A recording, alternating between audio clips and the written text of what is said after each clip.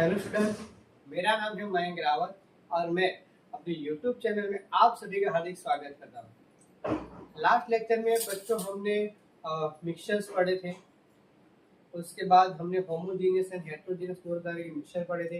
Homogeneous mixture को हम solution भी कहते हैं। और सॉल्यूशन क्यों कहते हैं? सॉल्यूशन क्यों कहते हैं? वो जो मिक्सचर होता है वो solute plus solvent gives solution, यानी कि सॉल्यूट एंड सॉल्वेंट के मिलने से बनता है, क्या बनता है? सॉल्यूशन बनता है।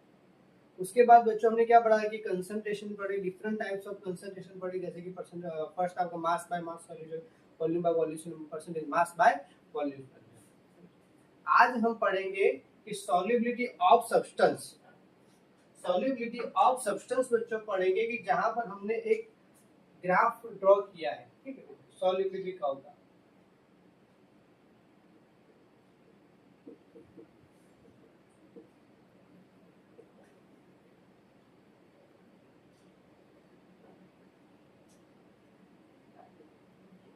यहाँ पर बच्चों है सॉल्युबिलिटी ऑफ सब्सटेंस। तो सबसे पहले समझते हैं कि सॉल्युबिलिटी ऑफ सब्सटेंस क्या है बच्चों। तो यहाँ पर सॉल्युबिलिटी यानी क्या है कि किसी भी सब्सटेंस में, जैसे कि यहाँ पर मैं एक एग्जांपल दूं आपको, जैसे कि आपके पास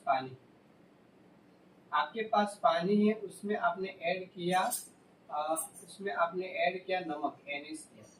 जैसे कि ये रूम टेम्परेचर पे था और 28 डिग्री सेल्सियस यानी कि रूम टेम्परेचर पे आपके पास क्या था बच्चों?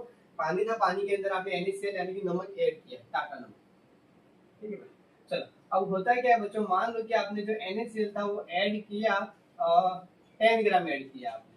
कितना ऐड किया? 10 ग्राम ऐड किया 100 ml पानी में। तो मान लो कि 10 ग्राम उसमें ऐड हो गया और उसके बाद जो सॉल्यूशन था वो ऐड होने के बाद ज्यादा ऐड नहीं हो पा रहा, ठीक है बच्चों। जैसे कि NaCl को मैंने क्या किया बच्चों, पानी के अंदर ऐड किया, 10 ग्राम ऐड किया, पर जब मैं 20 ग्राम ऐड करने का ट्राई करता हूँ तो वहां पर 20 ग्राम ऐड नहीं होता और नीचे क्या होते हैं, वो पार्टिकल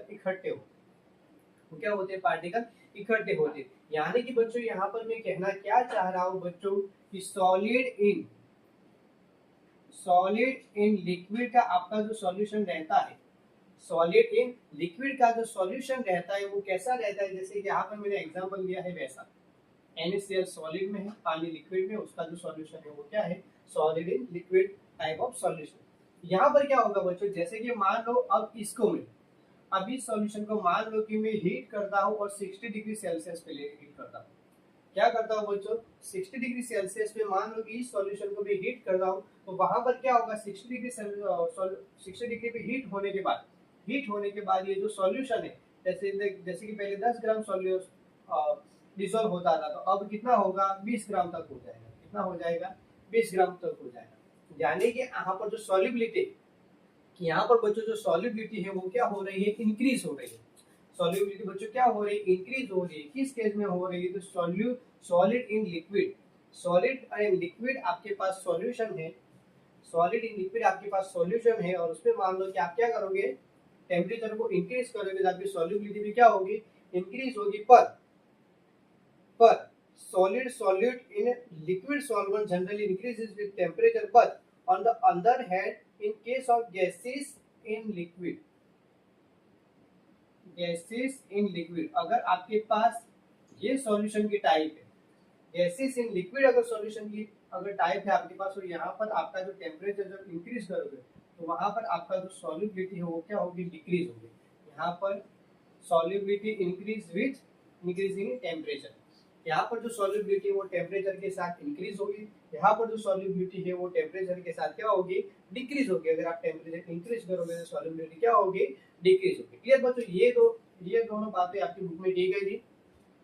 उसके बाद आपको सॉल्युबिलिटी की एक दिया गया है, जैसे कि a solution that can't dissolve any more at that temperature is called saturated solution. जैसे कि 28 डिग्री सेल्सियस पे 100 ml पानी में मैंने NaCl 10 ग्राम ऐड किया, उसके बाद ज्यादा ऐड करने का ट्राई कर रहा हूँ तो वहां पर नहीं हो रहा। तो ये जो सॉल्यूशन मेरा बना वो कैसा बना? Saturated solution. सैचुरेटेड यानी कि बच्चों संतृप्त यानी कि जो सेटिस्फाई। जैसे कि मैं आपको एक एग्जांपल दूं, जैसे कि आपकी रोटी खाने की जो क्षमता है, आपकी रोटी खाने की जो क्षमता है वो 5 रोटी है। आपकी रोटी खाने की जो क्षमता है वो 5 रोटी है, यानी कि 5 रोटी के बाद आप ज्यादा नहीं खा पाओगे। 5 रोटी के बाद आप ज्यादा नहीं खा पाओगे। पर मान लो कि मैं कुछ ऐसा करूँ कि कोई पनीर की सब्जी आपके सामने ला दो, आपकी मनपसंद पनीर भुर्जी, पनीर टिक्का, जो भी है आपकी मनपसंद सब्जी ला दो, तो आपने 5 रोटी भले ही खाई हो, 5 रोटी भले ही खाओ, उसके बाद आप 1 या 2 रोटी खाने का ट्राई करोगे, क्योंकि आपकी मनपसंद सब्जी हो। तो यहाँ पर वही है सैचुरेटेड सॉल्यूशन, यानी क्या कि जहाँ पर आपका जो लिक्विड होता है, यहाँ पर आपका जो लिक्विड होता है वो ज्यादा सॉल्यूट को डिसॉल्व नहीं करता, ज्यादा सॉल्यूट को डिसॉल्व नहीं करता। तो वो आपका सॉल्यूशन कैसा होगा, सैचुरेटेड सॉल्यूशन। पर जब आप इसको टेम्परेचर देते हो, टेम्परेचर अप्लाई करते हो, तो और ज्यादा आप सॉल्यूट को डिसॉल्व कर सकते हो। तो उसको हम क्या कहेंगे, सुपर सैचुरेटेड सॉल्यूशन। ये जो आपका सॉल्यूशन बना है 60 डिग्री सेल्सियस पे 20 डिग्री आप सॉल्यूट ऐड कर पा रहे हो, इसको हम क्या कहेंगे, सुपर सैचुरेटेड सॉल्यूशन।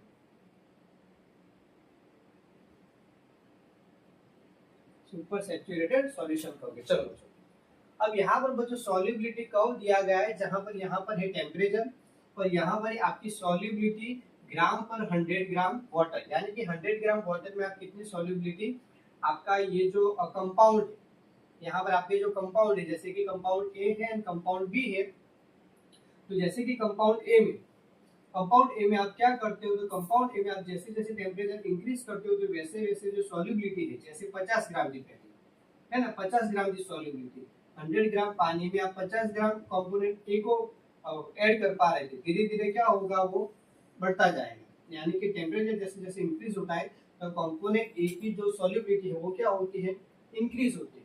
कंपोनेंट ए की सॉल्युबिलिटी क्या होती है, इंक्रीज होती है। यहाँ पर क्या है, सॉल्युबिलिटी ग्राम पर 100 ग्राम वाटर, यानी कि 100 ग्राम वाटर में आप कितने ग्राम सॉल्यूट ऐड करोगे। चलो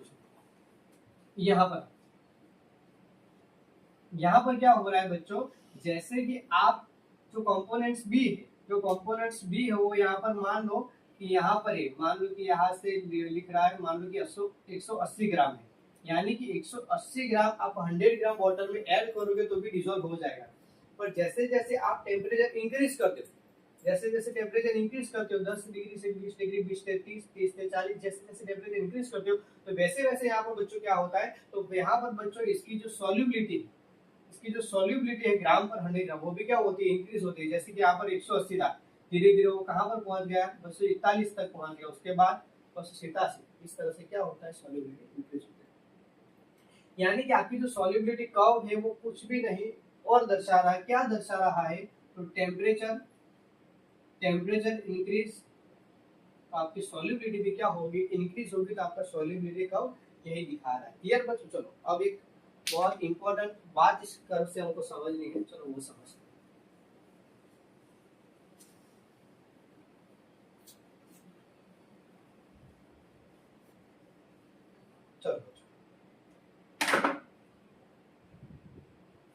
चलो और एक एग्जांपल लेते हैं। यहाँ पर कंपोनेंट बी का मैं एग्जांपल ले रहा हूँ। जैसे कि मेरे पास कंपोनेंट बी है, कंपोनेंट बी का यहाँ पर जो टेम्परेचर, कंपोनेंट बी का जो टेम्परेचर है 40 डिग्री सेल्सियस पे यहाँ पर कितने ग्राम डिसॉल्व होता है, तो 40 डिग्री सेल्सियस पे यहाँ पर 241 ग्राम कितना होगा, डिसॉल्व होगा। चलो पर मान लो इस कंपोनेंट बी को मैंने क्या कर दिया बच्चों, कंपोनेंट बी को मैंने 100 ग्राम पानी में क्या कर दिया, 100 ग्राम पानी में ऐड कर दिया, डिसॉल्व कर दिया। यहाँ पर बच्चों 40 डिग्री सेल्सियस पे कितने ग्राम है, 241 ग्राम। चलो बच्चों अब मान लो कि मैं इसको हीट करता हूँ, हीट करने के बाद जो टेम्परेचर है वो 60 डिग्री सेल्सियस और आपकी जो सॉल्युबिलिटी है वो होती है 287 ग्राम। कितना हो गई, 287 ग्राम। आप सभी को पता ही है कि जैसे जैसे हम क्या करते हैं, टेम्परेचर को इंक्रीज करते हैं, तो वैसे वैसे क्या होगा बच्चों, टेम्परेचर इंक्रीज जैसे जैसे होगा तो वैसे वैसे सॉल्युबिलिटी भी क्या होगी, इंक्रीज होगी। 40 डिग्री सेल्सियस पे 241 डिग्री सॉल्युबिलिटी थी, 241 ग्राम आप डिसॉल्व कर सकते थे 100 ग्राम पानी में।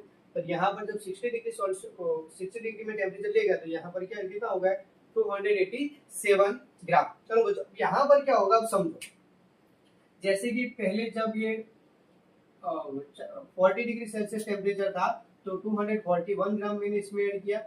उसके बाद मैंने इसको हीट किया, तो हीट करने के बाद जब टेम्परेचर 60 डिग्री सेल्सियस हो गया तो कितना हुआ है, 287 ग्राम हो गया। अब समझो, अब मैं क्या कर रहा हूँ, जो 60 डिग्री सेल्सियस ले जाने के बाद मैं इसको वापस से कूल डाउन करता हूँ। कहाँ तक कूल डाउन करता हूँ, 40 डिग्री सेल्सियस। कहाँ तक कूल डाउन करता हूँ, 40 डिग्री सेल्सियस। समझो, पहले समझो, फिर से एक बार समझो। मेरे पास बीकर है, बीकर में मैं बी कंपोनेंट ऐड किया। कितना ऐड किया, तो 241 ग्राम ऐड किया। ठीक है, टेम्परेचर कितना था मेरा, 40 डिग्री सेल्सियस तक मेरा इतना ऐड हुआ। उसके बाद मैंने टेम्परेचर और इंक्रीज किया, इसी सॉल्यूशन में कर रहा हूँ। टेम्परेचर और इंक्रीज किया, कितना इंक्रीज किया, 60 डिग्री सेल्सियस इंक्रीज किया। 60 डिग्री सेल्सियस इंक्रीज करने के बाद, ठीक है बच्चों, 40 से लेके 60 तक जब मैं टेम्परेचर लेगा, तो वहां पर मैंने और बी कंपोनेंट्स को ऐड करता गया। कितना ऐड किया, 287 ग्राम। ये उसका मतलब कि 241 था, उसमें मैंने प्लस कितना किया, 46 ग्राम और ऐड हो गया मेरा। ठीक है, क्यों ऐड हुआ, क्योंकि टेम्परेचर मैंने क्या किया, इंक्रीज किया। अब समझो, अब मैं क्या कर रहा हूँ, वापस से उसको कूल डाउन होने दे रहा हूँ। और कूल डाउन कहाँ तक होने दे रहा हूँ, 40 डिग्री सेल्सियस। कूल डाउन कहाँ तक होने दे रहा हूँ, 40 डिग्री सेल्सियस पे। तो अब समझो बच्चों, 40 डिग्री सेल्सियस पे तो आपका सिर्फ 241 ग्राम 241 ग्राम ही डिजोल्व हो सकता है। 241 ग्राम ही डिजोल्व हो सकता है। तो सीधी सी बात है बच्चों, ये जो 46 डिग्री ग्राम है उसका क्या होगा है, क्योंकि इसकी तो भाई कैपेसिटी कितनी है, 40 डिग्री सेल्सियस पे 241 की है। तो उसके बाद क्या होगा, 46 ग्राम का क्या होगा। तो यहाँ पर बच्चों क्या होगा, तो ये आपका जो 46 ग्राम है वो आपको यहाँ पर नीचे नीचे यहाँ पर एक क्रिस्टल के फॉर्म में मिलेगा। इसके फॉर्म में मिलेगा, क्रिस्टल के फॉर्म में मिलेगा। और इस प्रोसेस को, ये जो पूरी प्रोसेस होती है, इसको हम क्या कहेंगे, क्रिस्टलाइजेशन। क्या कहेंगे बच्चों, क्रिस्टलाइजेशन। बहुत बच्चों most most most important topic है आपका क्रिस्टलाइजेशन प्रोसेस। ठीक है बच्चों, क्रिस्टलाइजेशन प्रोसेस यानी कि क्रिस्टल का फॉर्म होना, formation of crystal. Formation of crystal कब फॉर्म हो गया, आपकी क्रिस्टल कब फॉर्म हो गई बच्चों, तो यहाँ पर जब बच्चों जब इस तरह से पूरी प्रोसेस आपकी बनेगी, तब जाकर आपके क्रिस्टल फॉर्म होगी। ये बच्चों, चलो बच्चों, अब ये जो पूरी क्रिस्टलाइजेशन प्रोसेस है वो किस तरह से होती है, आपकी कॉपर सल्फेट के एग्जाम्पल से हम देखते हैं। ये बच्चों बहुत इंपॉर्टेंट टॉपिक है, अगर ये समझ में आ गया है तो बहुत अच्छी बात है। और मैंने इसीलिए शांति शांति से सिखाया है। अगर फिर भी ऐसा होता, आप वीडियो को एक बार फिर से देख लेना, 2 बार 4 बार 5 बार देख लेना। आपको एकदम एकदम सिंपल लैंग्वेज में समझाने का ट्राई किया है। कोई भी आपको यहाँ पर हार्ड लैंग्वेज का यूज नहीं किया, साइंटिफिक वर्ड्स का भी यूज नहीं किया, एकदम सिंपल लैंग्वेज में आपको समझाने का ट्राई। चलो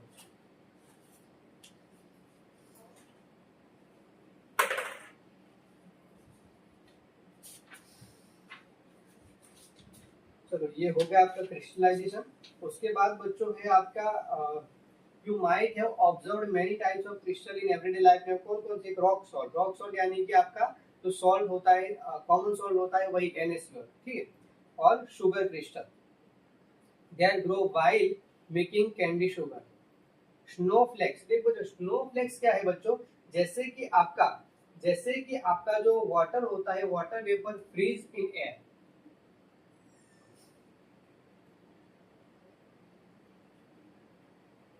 water vapour freezes in air. इसको बच्चों क्या करते हैं, स्नोफ्लेक्स कहते हैं, स्नोफ्लेक्स।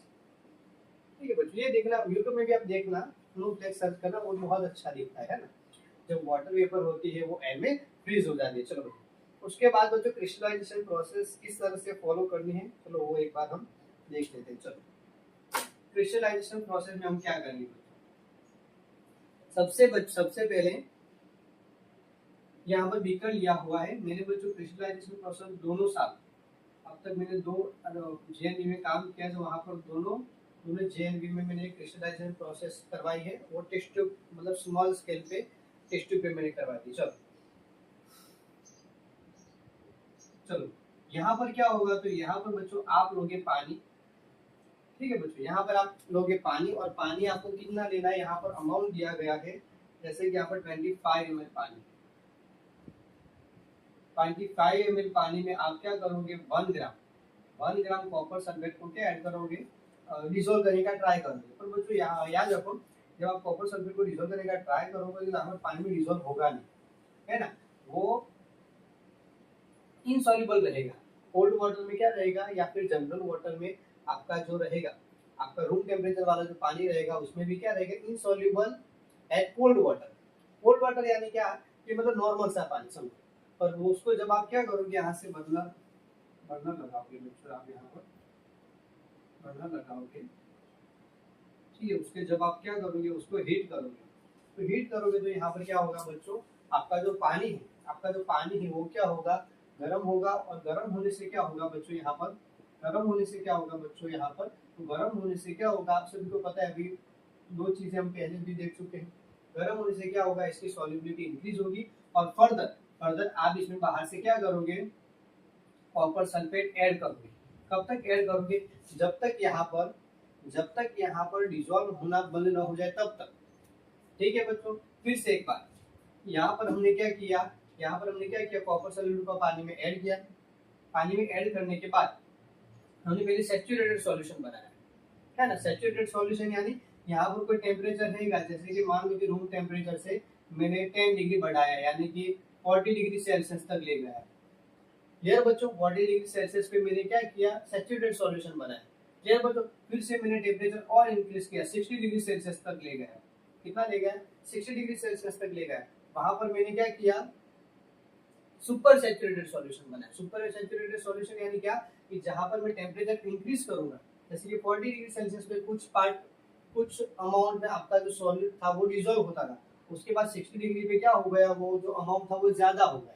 इसका मतलब क्या हो गया, सुपर सैचुरेटेड सॉल्यूशन बनाया गया। उसके बाद मुझे क्या करना है, ये जो बीकर है उसको क्या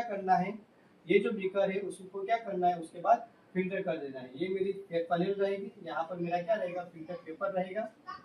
ये मेरा क्या रहेगा, फिल्टर पेपर रहेगा। और उसके बाद मैं क्या करूंगा, इसको दूसरे बीकर में क्या करूंगा,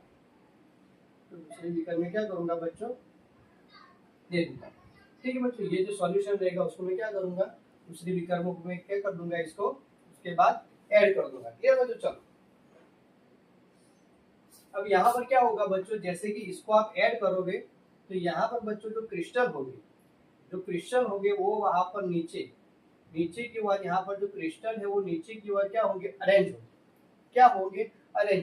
चलो दूसरी बात कि जैसे कि आपने इस बीकर में कॉपर सल्फेट को ऐड कर देंगे, एक समय ऐसा आएगा कि फर्दर आपको कॉपर सल्फेट ऐड नहीं हो पा रहा है, तब जाकर आप क्या कर रहे हो, बीकर को क्या करना है, आपको फिल्टर कर देना है फिल्टर पेपर से। ये फनेल है आपकी, फनेल से आप फिल्टर पेपर में फिल्टर पेपर को क्या करोगे, अरेंज करोगे, और उसके बाद क्या करोगे, उसको फिल्टर करोगे, और यहाँ पर आपको क्या मिलेगा, क्रिस्टल मिलेगा। फिर बच्चों उसके बाद आपको क्या करना है, तो रूम टेम्परेचर पे मिनिमम एक दिन या फिर 10 से 12 घंटे भी आप रहने रख सकते हो। तो जब आप मिनिमम एक दिन या 10 से 12 घंटे जब आप इसको रखते हो, और इसके बाद इस क्रिस्टल को आप जैसे कि वॉच ग्लास में देखते हो, तो बहुत ही अच्छे वेल अरेंज्ड शेप्ड आपको क्रिस्टल मिलेंगे। वेल अरेंज्ड शेप में आपको क्या मिलेंगे, क्रिस्टल बनेंगे। दूसरी ये भी है, मान लो कि आपको तुरंत क्रिस्टल चाहिए, तो आप क्या करो, ये जो पानी गर्म रहता है 60 डिग्री पे, उसको तुरंत क्या करो, आप रूम टेम्परेचर वाला जो 30 डिग्री सेल्सियस वाला पानी रहता है उसमें तुरंत रख दो, तो वो तुरंत क्या हो जाएगा, क्रिस्टल आपको देखने को मिलेंगे। पर यहाँ पर आप जब उसको रूम टेम्परेचर पे रखते हो और शांति से अरेंज होने देते हो, तो वहां पर जिस तरह से अच्छे दिखते हैं वैसे अच्छे आपको नहीं दिखते। तो ये जो सारी की सारी चीजें बच्चों हमने पढ़ी, वो सारी की सारी चीजें किसके बारे में थी, आपके क्रिस्टलाइजेशन प्रोसेस के बारे में। इसके बारे में थी क्रिस्टलाइजेशन प्रोसेस के बारे में। क्लियर बच्चों, क्रिस्टलाइजेशन प्रोसेस यानी क्या, कि सबसे पहले आप सैचुरेटेड सॉल्यूशन बनाओ। सबसे पहले आप क्या करोगे, सैचुरेटेड सॉल्यूशन बनाओ। जैसे कि यहाँ पर बच्चों मेरे पास क्या था, पानी था, कॉपर सल्फेट था। कॉपर सल्फेट रूम टेम्परेचर पे डिसॉल्व नहीं होता, इसके लिए सबसे पहले 40 डिग्री सेल्सियस टेम्परेचर ले गए। 40 डिग्री सेल्सियस पे मैंने क्या किया, इसको हीट किया, तो तब जाकर कॉपर सल्फेट थोड़ा बहुत डिसॉल्व हुआ। उसके बाद मेरे टेम्परेचर 60 डिग्री सेल्सियस ले गए। 60 डिग्री सेल्सियस पे क्या होगा, और कॉपर सल्फेट डिसॉल्व होगा। ठीक है बच्चों, उसके बाद मैंने इसको क्या कर दिया, फिल्टर कर दिया। फिल्टर करने के बाद रूम टेम्परेचर में मैंने क्या किया, इसको अनडिस्टर्ब छोड़ दिया। तो वहां पर थोड़े समय के बाद मुझे क्या मिलेंगे, क्रिस्टल मिलेंगे। क्या मिलेगा बच्चों, क्रिस्टल मिलेंगे। क्लियर बच्चों, चलिए उसके बाद यही है बच्चों। फिर आपको एक एग्जांपल दिया गया है, जैसे कि सी वाटर है,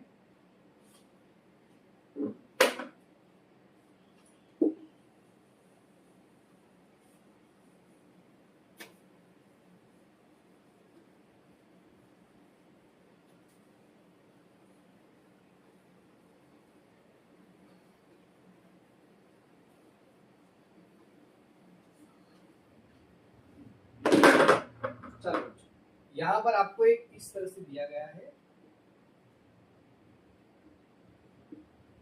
सी वाटर है, सैचुरेटेड सॉल्यूशन है।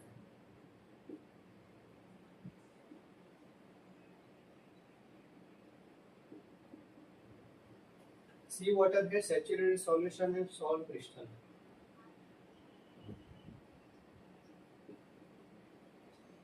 सी वाटर है, सॉल्ट वाटर है। अब आपको ये देखना है कि आप इसको वर्डिंग में अरेंज करो। चलो सी वाटर है मेरे पास, तो सी वाटर में क्या होगा, मेरा सॉल्ट होगा, कौन सा सॉल्ट होगा, NaCl। चलो सी वाटर में मेरे पास NaCl थे, जिसको हम रॉक सॉल्ट भी कहते हैं, कॉमन सॉल्ट भी कहते हैं। उसका सैचुरेटेड सॉल्यूशन कब बनेगा, जब NaCl यानी कि नमक वाला जो पानी रहेगा उसमें से मान लो कि जब इवापोरेशन प्रोसेस होती है, यानी कि NaCl वाला जो पानी रहेगा उसमें से जो पानी होता है वो वेपर के फॉर्म में क्या हो जाएगा, वेपर के फॉर्म में रिमूव हो जाएगा, दूर हो जाएगा। तो तब जाकर मेरा सॉल्यूशन कैसा बनेगा, सैचुरेटेड सॉल्यूशन बनेगा। और धीरे धीरे मान लो कि सारा का सारा जो पानी रहता है वो क्या हो जाता है, इवापोरेट हो जाता है। तो तब मुझे क्या मिलेंगे, सॉल्ट क्रिस्टल मिलेंगे। तो इस तरह से वर्डिंग मैनेज कर सकते हैं। क्लियर बच्चों, चलो उसके बाद है बच्चों, आपको एक और दिया गया है, जैसे कि नेचुरली अकरिंग सॉल्ट है, जैसे कि अलग अलग इन केव्स एंड पार्ट्स में भी आपको देखे जाते हैं, mines, caves and even with in earth crust में भी आपको सॉल्ट देखे जाते हैं, पाए जाते हैं। ठीक है बच्चों, when we allow solvent to evaporate to get a solute such as salt from the salt solution, यानी कि आपकी क्रिस्टलाइजेशन प्रोसेस यानी क्या है कि सॉल्यूट का प्योर फॉर्म, सॉल्यूट का प्योर फॉर्म ऑफ सॉल्यूट,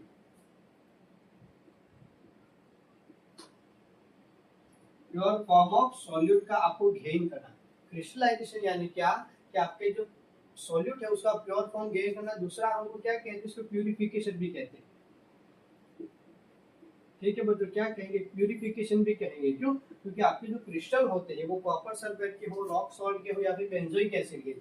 अगर आपके टीचर को आप कहोगे कि सर मुझे बेंजोइक एसिड के क्रिस्टलाइजेशन प्रोसेस करनी है, तो ये प्रोसेस बहुत सिंपल है बच्चों। बेंजोइक एसिड की जो प्रोसेस है क्रिस्टलाइजेशन की बहुत ही सिंपल, वो तुरंत मिल जाती है।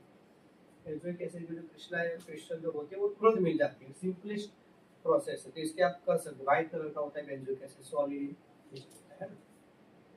तो प्यूरिफिकेशन क्यों किया कि हमको जो क्रिस्टल मिलते हैं वो प्योर फॉर्म में रहते हैं। जैसे कि कॉपर सल्फेट ऑलरेडी है आपके पास, और जब आपको कॉपर सल्फेट की जो क्रिस्टल मिलेंगे वो pure form of copper sulphate रहेंगे। ठीक है बच्चों, यानी कि प्योर फॉर्म ऑफ सॉल्यूट को गेन करने के लिए हम क्या करते हैं, क्रिस्टलाइजेशन प्रोसेस करते हैं। क्लियर बच्चों, चलिए और एक ये सारी की सारी, अब बच्चों हमने सेपरेशन मेथड शुरू की है ना बच्चों। अभी हम क्या कर रहे हैं, सेपरेशन मेथड। चलिए अब बच्चों और एक मेथड देखेंगे हम, डिस्टिलेशन।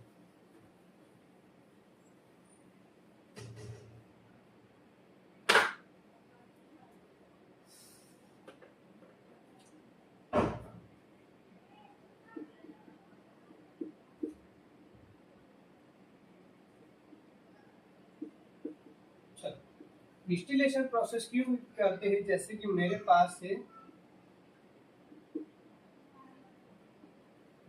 पास बच्चों एक एग्जांपल है एसीटोन प्लस वाटर का।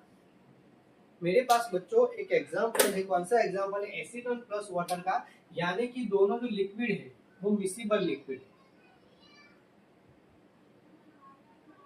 मिसिबल है ना। ये जो है वो एसीटोन जो है वो मिसिबल इन वाटर है। मिसिबल यानी कि क्या, डिसॉल्व होना, एक दूसरे के साथ घुल मिल जाना, उसको क्या कहेंगे, मिसिबल करेंगे। चलो तब समझो।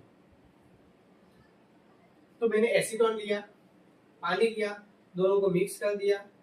मिक्स करने के बाद दोनों घुल गए। अब मान लो कि मुझे एसीटोन को अलग करना है, दोनों का दोनों कैसे कौन से फॉर्म में होते हैं? लिक्विड फॉर्म में होते हैं, दोनों लिक्विड फॉर्म में होते हैं।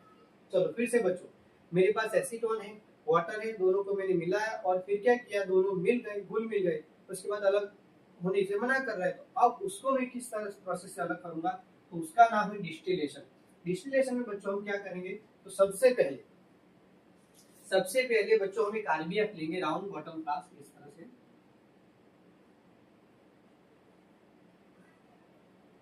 हम आरबीएफ लेंगे। आरबीएफ में ये एसीटोन वाला सॉल्यूशन ऐड करेंगे, एसीटोन प्लस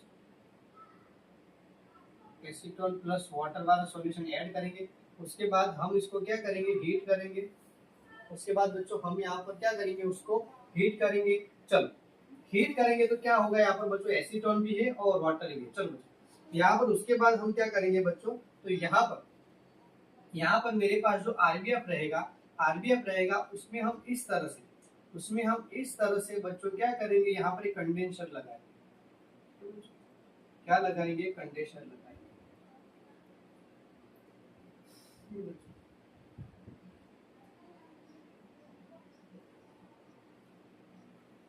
चलो यहाँ पर होगा क्या बच्चों, जैसे मैंने एक सिंपल डायग्राम ड्रॉ किया सिर्फ आपको समझाने के लिए, इसमें हो क्या रहा है उस प्रोसेस को आपको समझना है।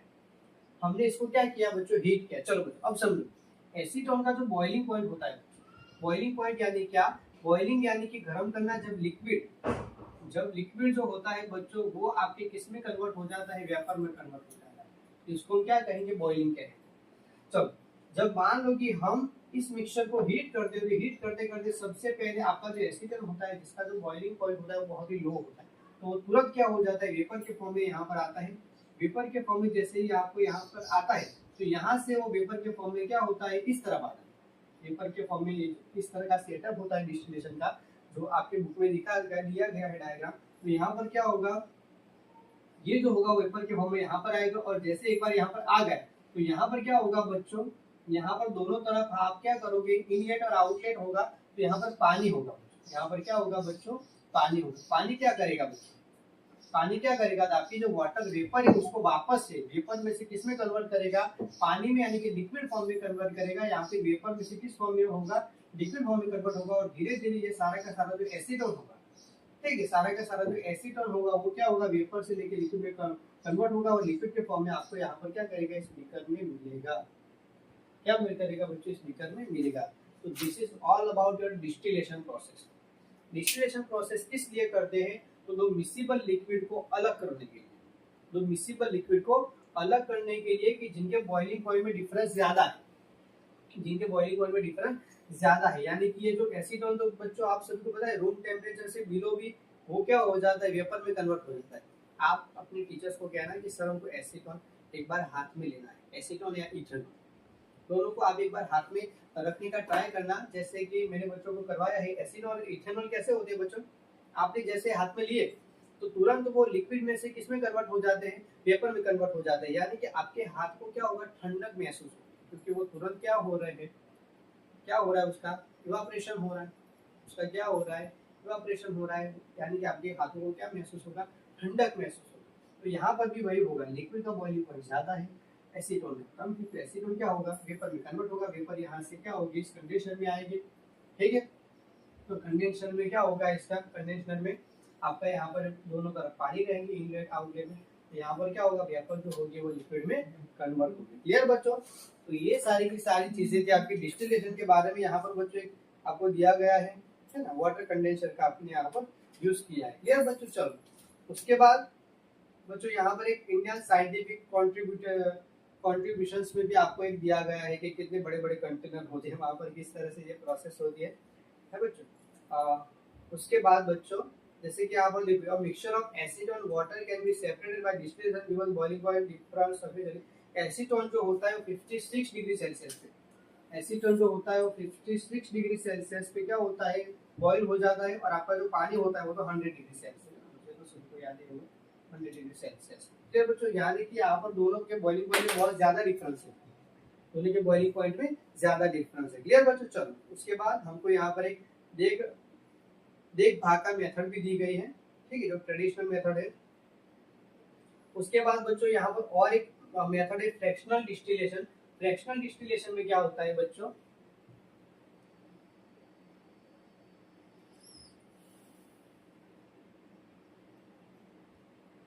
फ्रैक्शनल डिस्टिलेशन में हमको क्या बोला गया है बच्चों, जैसे कि यहाँ पर बोला गया है fractional distillation is the process of separating component mixture with a relatively small difference less than 25 degree Celsius.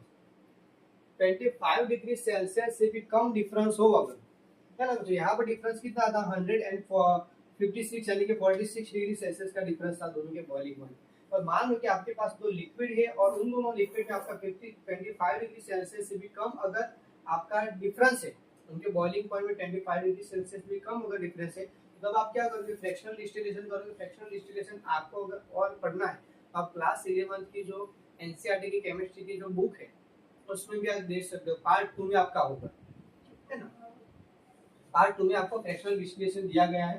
तो यहाँ पर वही चीज है बच्चों, फ्रैक्शनल डिस्टिलेशन में फ्रैक्शनेटिंग कॉलम रहती है और उसमें क्या होता है आपका जो जिसका बॉइलिंग पॉइंट लो होता है वो पहले जाता है और उसके बाद उसकी वेपर को बाहर निकाल दिया जाता है और उसके बाद जो तुरंत जो दूसरा जो कंपोनेंट्स आता है उसको तुरंत उसको क्या किया जाता है और उसको पानी की मदद से उसको क्या किया जाता है, फ्रीज किया जाता है, क्या किया जाता है, फ्रीज किया जाता है, उसको वापस से मिल जाता है। क्लियर बच्चों, तो this is all about your fractional distillation. और उसके बाद एक पेपर क्रोमेटोग्राफी हम नेक्स्ट लेक्चर में पढ़ेंगे। क्लियर बच्चों, तो ये सारी की सारी चीजें बच्चों आज की डिस्टिलेशन में। क्लियर बच्चों, अभी सिलेबस बच्चों नया है आपका, ठीक है, तो आपको ज्यादा से ज्यादा, वैसे आपके लिए तो पहले से भी नया है, आप क्लास 9 अभी पढ़ रहे हो तो आपका सिलेबस बच्चों चेंज हुआ है। अब ये दोनों प्रोसेस को आज के वीडियो को 2 बार 3 बार देख लेना, ऐसा हो तो बुक की वर्डिंग भी समझ लेना। मुझे लगता है कि आपने वीडियो में अगर आपने ध्यान दिया होगा तो ऑलमोस्ट आपका वीडियो हो जाएगा। क्लियर बच्चों, इसी के साथ अगर आपको वीडियो अच्छी लगी तो please like comment and share करना मत भूलिएगा। ठीक है बच्चों, थैंक यू।